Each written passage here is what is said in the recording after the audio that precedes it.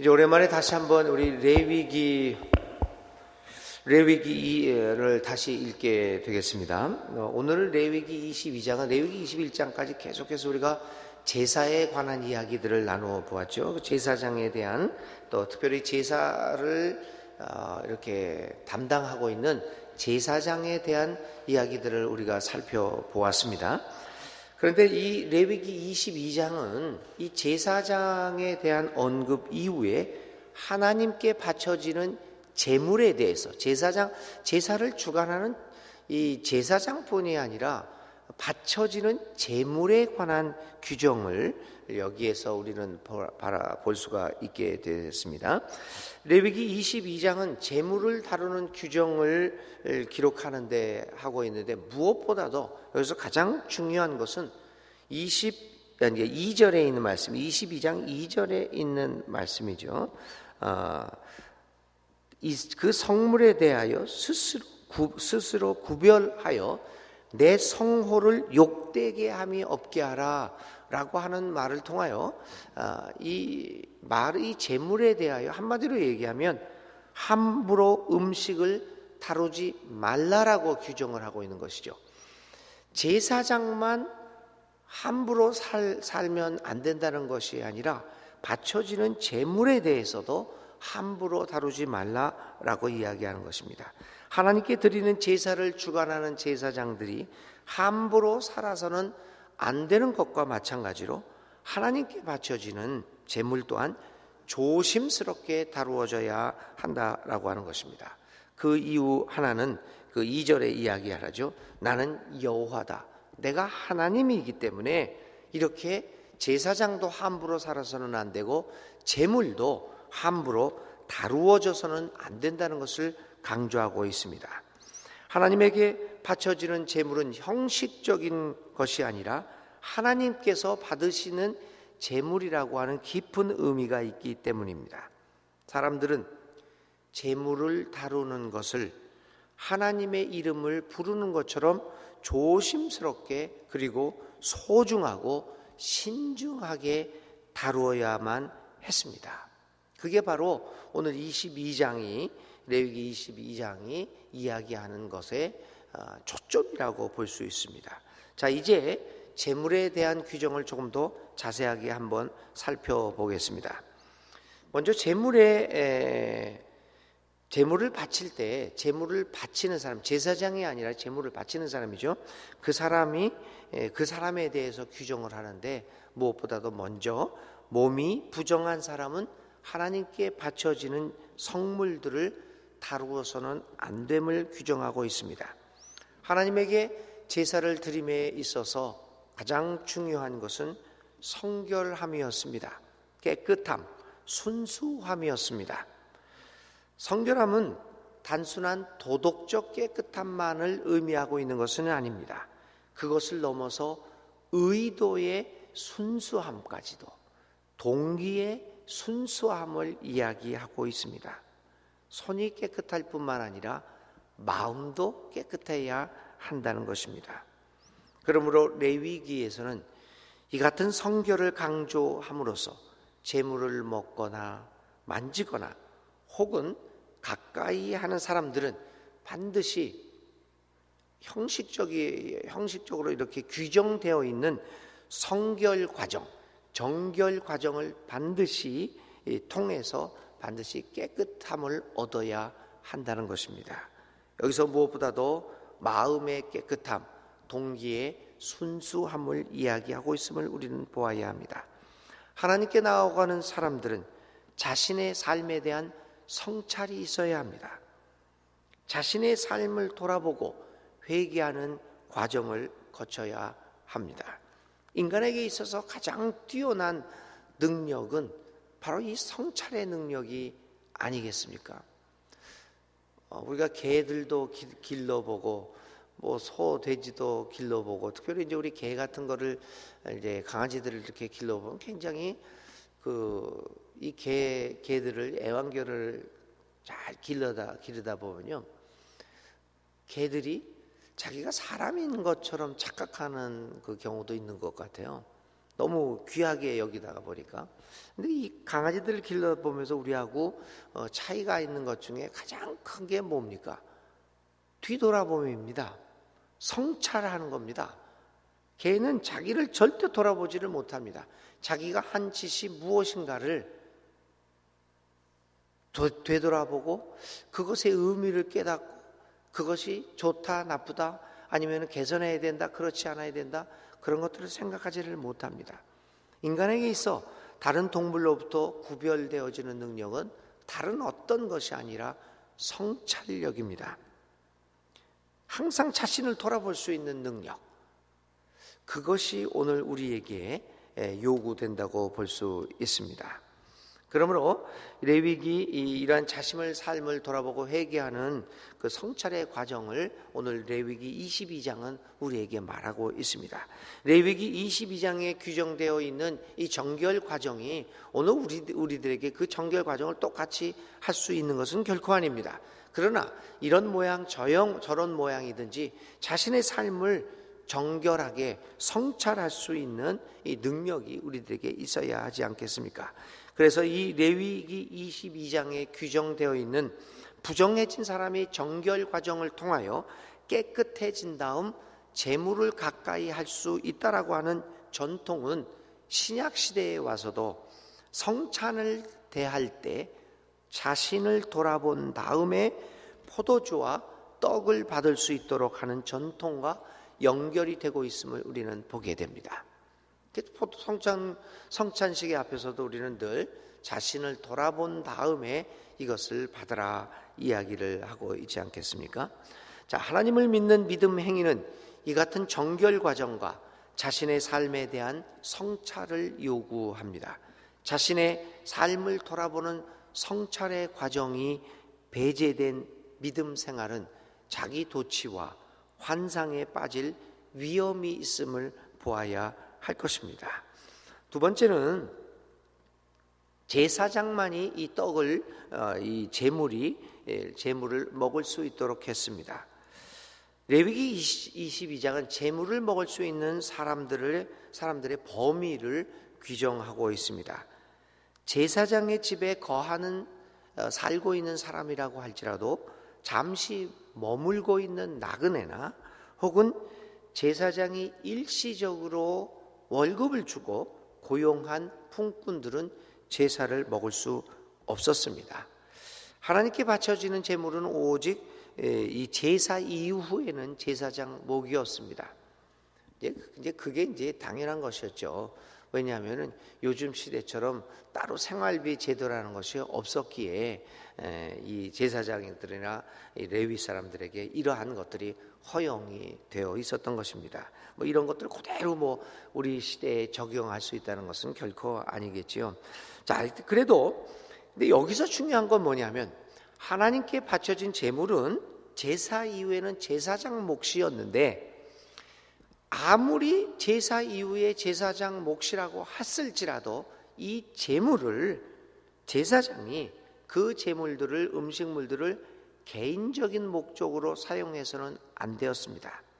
비록 그의 것이기는 하였지만 근본적으로 제물은 하나님의 것이기 때문이었습니다. 그러므로 비록 나그네와 품꾼들이 그의 식객이기는 하였지만 제물에 손을 대어서는 안 됩니다. 공과 사의 철저한 구분은 제사장직의 건강성을 유지하는 매우 중요한 요소였음을 볼 수 있습니다.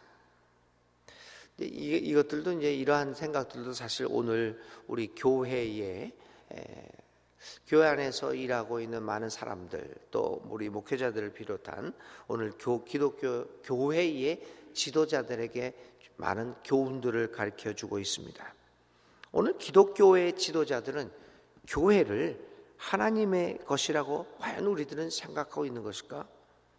교회를 마치 사유물인 양 착각하고 그것을 자기 마음대로 나누고 또 세습하기도 하고 뭐 자기가 원하는 사람들에게 주기도 하고 이러한 것들은 오늘 레위기 22장에 기록된 계명을 통하여 나타난 제물을 사사로이 다루지 말라, 공과 사를 분명히 구별하라고 하는 재물에 대한 이 소유권에 대한 성서의 생각을 정면으로 거부하는 것이 아니겠습니까?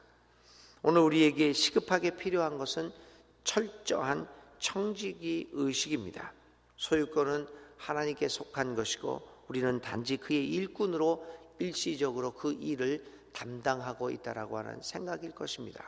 교회 안에서도 정말 공과 사를, 우리 교회 지도자들이 공과 사를 분명히 구별하면서 살아갈 수 있다는 이 생각, 이것들이 오늘 레위기 22장의 재물을 제사장이 어떻게 대해야 하느냐라고 하는 규정에서 나타난 정신이라고 볼 수 있습니다. 자, 세 번째로 하나님께 바쳐지는 제물은 흠이 없는 것이어야만 됐습니다.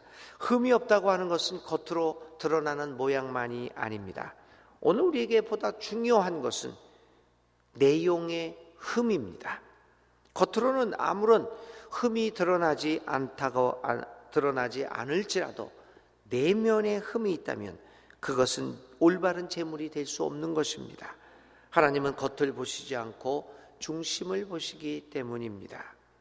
오늘 우리는 지나치게 믿음의 형식에 치우쳐 있습니다. 인간의 필요에 따라 믿음의 모양을 맞추어 나가고 있습니다. 회중들의 필요와 욕구에 민감하게 하는 것이 요즘의 목회의 현장이 아닐까 이런 생각도 해봅니다. 흠이 없는 제물이란 인간의 편에서 바라보는 흠이 아닙니다. 그것은 하나님께서 정해 주신 기준에 의해서 판단되어져야 하는 것입니다. 오늘의 예배가 인간의 필요에 따라 달라지고 있다면 그것은 하나님 편에서 흠이 있는 제물이 될 수 있음을 기억해야 할 것입니다. 우리가 드리는 예배가 회중들이 어떻게 만족할 수 있는가에 초점이 맞춰지거나 우리가 드리는 예배의 형식이라 이런 걸 통해서 좀 더 얼마나 많은 사람들이 올 수 있느냐, 인기를 끌 수 있느냐에 초점이 맞춰지는 것이 아니라 이 예배의 형식과 이 예배의 내용이 과연 하나님의 가치에서, 하나님의 기준에서 볼 때 그것이 적당한 것인가 라고 하는 것으로 생각해야만 할 것입니다. 인간의 필요가 아니라 하나님의 뜻에 따라 맞춰질 수 있는 우리의 예배가 될 수 있기를 간절히 기도드리기도 합니다. 마지막으로요, 한 가지만 또 이 레위기 22장에서 규정하고 있는 이야기를 봅니다. 제물에 쓰이는 동물에 대한 배려입니다. 오늘 우리가 읽지는 않았지만요, 하반부에는 17장 이후에는 이제 여러 가지 그 동물에 대한 이야기들도 나오게 됩니다. 예를 들면 방금 태어난 새끼는 일정한 기간 동안에는 제물로 사용할 수 없습니다. 또한 어미 동물과 새끼 동물을, 거기에 새끼를 같은 날에 죽여서도 안 됩니다. 이 규정은 자신을 위해서는 그 어떤 상황도 고려하지 않았던 이집트의 거짓된 신들과 이방 신들과 하나님을 차별화시키는 기록입니다. 하나님은 무자비한 하나님이 아닙니다. 그분은 늘상 우리의 상황을 보시고 우리의 약함을 긍휼히 여기시는 분이십니다. 제물에 쓰이는 동물까지도 배려하는 그 모습을 우리에게 보입니다. 하나님은 우리에게 무조건적인 희생을 요구하시는 분이 아니심을 볼 수 있습니다. 배려하시는 하나님. 그런 의미에서 우리가 한번 생각해 보면요, 여러분들 그 우리가 먹고 있는 닭 같은 거, 제가 정확한 정보는 아닐지라도 몰라도 보통 3개월, 4개월에서 뭐 6개월 안에 이 빨리 성장 호르몬을 먹여서라든지 빨리 몸집을 키워서 팔아야 합니다. 그래서 양계장이나 이런 그 닭 공장에 가보면 닭들이 너무 빨리 커가지고 이 몸에 깃털이 다 빠져 있는 경우도 많은 것이 이제 신문지상이나 이런 데서 비판이 되고 있죠. 사실 천천히 커야 되는데 이게 성장 호르몬을 먹으니까 너무 빠른 시간에 몸집이 부르니까 이 몸에 있던 털들이 빠져버리는 거죠. 그 고통이 말할 수 없다라고 합니다. 그런데도 우리 인간은 빨리 키워서 빠른 시일 안에 잡아 먹어야 되는 거죠. 그래서 3개월, 6개월이 넘으면 손해를 본다. 이래서 이제 그 동물들의 그렇게 우리들이 잡아먹고 살고 있는데, 오늘 우리들의 사회는 동물의 생명에 대해서는 전혀 신경을 쓰지 않고 그렇게 소도 그렇게 기르고 돼지도 기르고 닭도 닭 이렇게 길러 나갑니다. 그런데 오늘 우리가 그렇게 살아가는데, 오늘 레위기 22장 정말 수천 년 전에 기록되어졌던 이 규정들이었는데, 제사에 희생 제물로 사용하는 이 동물에 대한 배려를 하고 있는 모습을 보면서 우리는 다시 한번 오늘 우리들이 얼마나 잔인하게 살아가고 있는가라고 하는 것을 보게 됩니다. 하나님은 동물에 대한 희생 제물로 바쳐지는 그 동물에 대한 그러한 배려까지도 하는 사랑의 하나님의 몸을 다시 한번 보면서 그 정실들을 오늘 우리들의 삶에 적용하는 노력이 필요하다라는 생각을 갖게 됩니다. 정말 주님을 사랑하고 믿음의 자녀로 살아가는 우리들은 동물뿐만 아니라 우리의 형제 자매들에 대한 배려를 잃지 않는 삶을 살아가야 할 것입니다. 이렇게 우리 하나님은 다른 신들과 차별화된 신이었음을, 하나님이었음을 이 레위기 22장을 통하여 다시금 보게 되겠습니다. 오늘 22장을 또 여러분 오늘 하루 동안 마지막 다 읽어 가실 수 있기를 바랍니다. 오늘 우리들이 생각해야 할 주제는 차별화된 삶입니다. 우리 하나님이 다른 신들과 달랐듯이 우리들도 어떻게 차별화된 삶을 살 수 있을까? 차별화된 삶을 오늘 하루 생각하는 주제로 삼으시기 바랍니다. 오늘의 기도 드립니다. 하나님, 오늘도 저희들로 하여금 주님의 자녀로 살아가게 하심을 감사합니다. 저희들을 향한 주의 사랑과 자비에 힘입어 오늘도 살아갈 수 있음에 감사를 드립니다. 하나님, 날마다 주님 앞에 바쳐지는 향기로운 제물의 삶을 살아갈 수 있도록 우리와 함께 하옵소서. 세상의 여러 가지 죄악들과 더러움으로부터 우리 자신을 깨끗하게 간직하도록 힘과 지혜를 주시옵소서. 주님의 힘을 의지하고 또한 우리 스스로 최선을 다하여서 우리의 삶이 하나님과 사람이 보기에 합당한 삶을 살아가게 하여 주시옵소서. 예수님의 이름으로 간절히 기도를 드립니다. 아멘. 오늘의 실천은요, 오늘 나로 하여금 정결한 삶을 유지하지 못하게 하는 잘못된 삶의 습관이나 혹은 행실이 있는가를 살펴보고 그것을 고쳐나가기 위하여 노력하고 기도할 수 있기를 바랍니다. 나를 차별하지 못하게 만드는 잘못된 습관이나 행실이 있습니까?